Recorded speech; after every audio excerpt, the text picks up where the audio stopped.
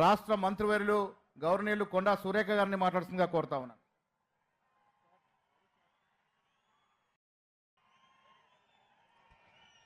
అందరికీ నమస్కారం.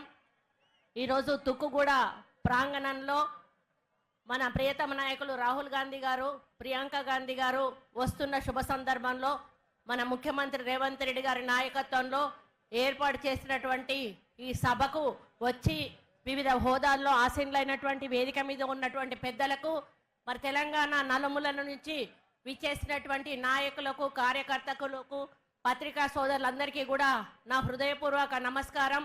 మన తెలంగాణ మేనిఫెస్టో ఈ ప్రాంతం నుంచి ప్రవేశపెట్టి మరి మీ అందరి ఆశీస్సులతో 6 గ్యారంటీల మీద నమ్మకంతో టీఆర్ఎస్ ప్రభుత్వం మీద ఉన్నటువంటి అపనమ్మకంతో కాంగ్రెస్ పార్టీని అధికారంలోకి తీసుకొచ్చిన విషయాన్ని ఈ సందర్భంగా గుర్తు చేస్తా ఉన్నాను. 9.5 సంవత్సరాల అహంకార పాలనకు చరమగీతం పాడి ఇందిరమ్మ పాలన తెచ్చుకున్న ఘనత ఈ తెలంగాణ రాష్ట్ర ప్రజలది అని చెప్తా ఉన్నాను.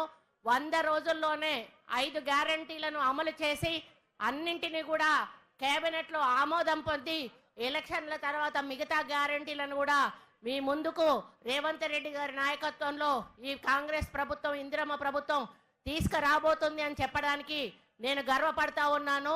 ఈరోజు 200 యూనిట్ల కరెంట్ ఫ్రీ కానీ, 500కు గ్యాస్ సిలిండర్ కానీ, మహిళల్లో ఉచితంగా బస్సు ప్రయాణం కానీ, ఇటువంటి కార్యక్రమాలన్నీ ఇప్పటికే మనం అమలు చేసి ఉన్నాము. మరి ఈ విధంగా అమలు చేసిన సందర్భంలో ప్రజల్లో కాంగ్రెస్ పార్టీ మీద ఉన్నటువంటి ప్రేమతోటి ఈరోజు టీఆర్ఎస్లోంచి కానీ, బీజేపీలోంచి కానీ పెద్ద ఎత్తున నాయకులు వచ్చి కాంగ్రెస్ పార్టీలో చేరుతున్న సందర్భంలో మరొక పక్క కేసీఆర్కి, ఒక పక్క కేటీఆర్కి అటు అధికారం పోయింది అనేటువంటి ఫ్రస్ట్రేషన్లో ఒక పక్క ఉంటే, ఈరోజు బీఆర్ఎస్ పార్టీ పూర్తిగా ఖాళీ అయిపోతున్నటువంటి ఫ్రస్ట్రేషన్ ఇంకొక పక్క ఉంది. మరి చాలా రోజుల తర్వాత, అంటే నాకు కేటీఆర్ నోటీస్ ఇచ్చిన విషయం కూడా మీకు తెలుసు. నేనేమీ మాట్లాడలేదు ఆయన గురించి. అయ్యా, న్యూస్ ఇట్లా వస్తూ ఉన్నాయి, నువ్వు ఇట్లా చేసినావు, మరి హీరోయిన్లను బ్లాక్మెయిల్ చేసినావు అనేటువంటి ఒక మాట చెప్పినందుకు మరి నాకు నోటీస్ పంపిండు కేటీఆర్. ఇదే వేదిక మీద నుంచి అదే కేటీఆర్ని అడుగుతా ఉన్నాను. నిన్న మీ అయ్య ప్రెస్ మీట్ పెట్టినప్పుడు నువ్వు ఎడో పక్క రెండో మనిషిగా కూర్చొని ఉన్నావు. నీ అయ్య ఎటువంటి మాటలు మాట్లాడిండో ఒక్కసారి నువ్వు నీ చెవులతో విన్నావా అని అడుగుతా ఉన్నా.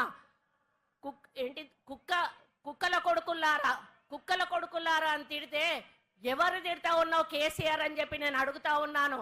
తెలంగాణ మహిళలను తిడుతున్నావా? కొడుకులు అంటే, కుక్కల కొడుకులు అంటే ఆడవాళ్ళందరినీ కూడా కుక్కలు అని తిడుతున్నావా అని చెప్పి ఈ సందర్భంగా నేను అడుగుతా ఉన్నాను.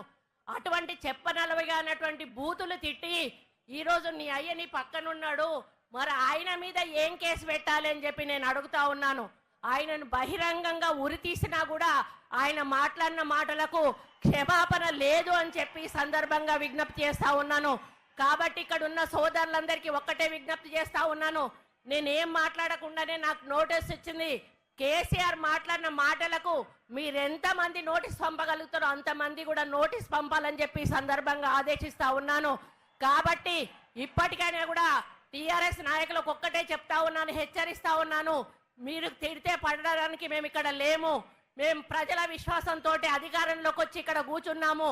మీరు అధికారంలో అనుభవించి పైసలు దండుకొని ఈరోజు ప్రజల నమ్మకం పొడగొట్టుకొని ఈరోజు ప్రతిపక్షంలో కూర్చున్నారు. మేము అధికారంలో కూర్చుని ప్రజా సంక్షేమం కోసం పనిచేస్తా ఉన్నాము.